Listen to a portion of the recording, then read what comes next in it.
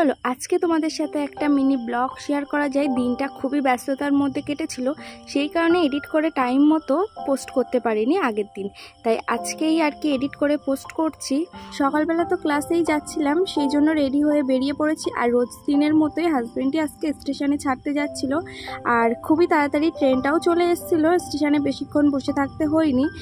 যা গরম পড়েছে, মনেই হয় না যে একটা লং ভিডিও তোমাদের সাথে শেয়ার করি, সেই কারণে ভাবলাম ছোট ছোট ক্লিপ করে নিয়ে একটা মিনি ব্লগ তো শেয়ার করাই যেতে পারে। আর এই যে আমি ক্লাসেও চলে এসেছি, দিনও ক্লাস ছিল, সেটা আমি ইউটিউবে ছেড়েছি একটা লং ভিডিও হিসাবে, তো সেই কারণেই ফেসবুকে দেওয়া হয়নি, তাই জন্য আজকে মিনি ব্লগ করছি। ভাবলাম এটা ফেসবুকে দেওয়াই যেতে পারে। আর এখানে কিন্তু প্র্যাকটিস চলছে, আগের দিন ডেমনস্ট্রেশন ছিল, সেই ভিডিওটা দেখতে হলে আমার ইউটিউবেই যেতে হবে, ইউটিউবে ফুল ভিডিওটা আছে। আর আজকে ছিল প্র্যাকটিস ডে, তো আমার ওপরে প্র্যাকটিস করছিল একটা দিদি, আমি নেক্সট দিন প্র্যাকটিস করব, সেই ভিডিওটাও তোমাদের সাথে শেয়ার করব।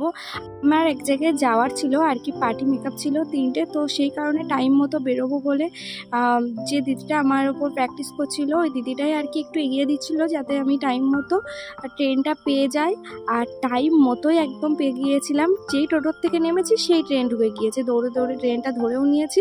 তারপরে এই যে বাড়ি এসে খাওয়া দাওয়া করে সমস্তটা গুছিয়ে নিজে রেডি হয়ে তারপরে মা একটু আম দিল, যেটা আমার অল টাইম ফেভারিট। সিজনটা তো একেবারেই ভালো লাগে না, আশা করছি কারোরই এই সিজনটা ভালো লাগে না, কিন্তু এই আমের জন্য আমার একটু একটু হলেও ভালো লাগে, কারণ আম এই সিজনেই পাওয়া যায়। তারপরে আর কি চলে গিয়েছিলাম লোকেশানে কাকিমার সাথে, যে কাকিমার বাপের বাড়ি থেকে সবাই সাজবে, ওই কাকিমার বাপের বাড়িতে।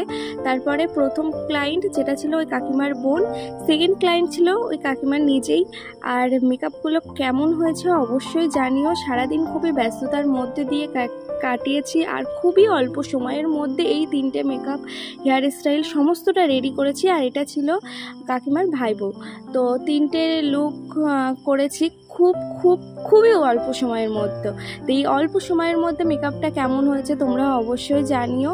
তারপরে আর কি হাজব্যান্ড এসেছিলো আমাকে নিতে, যেহেতু কাকিমার বাপের বাড়ির পাশেই বিয়ে বাড়ি ছিল, তো আমাকে তো আর নিয়ে যেতে পারছে না, সেই কারণে হাজব্যান্ড এসেছিলো আমাকে নিয়ে যেতে। তারপরে দুজনে মিলে চলে আসলাম বাড়িতে। আর ঠিক হাতের অবস্থাটা ছিল এরকমই, আর সারাদিন ভীষণই টায়ার্ড, একেবারেই বসার সময় পাইনি। আর আজকের মতো ভিডিওটা এখানেই শেষ করছি, দেখা হচ্ছে নতুন একটা ভিডিওর সাথে, ততক্ষণের জন্য টাটা সবাইকে।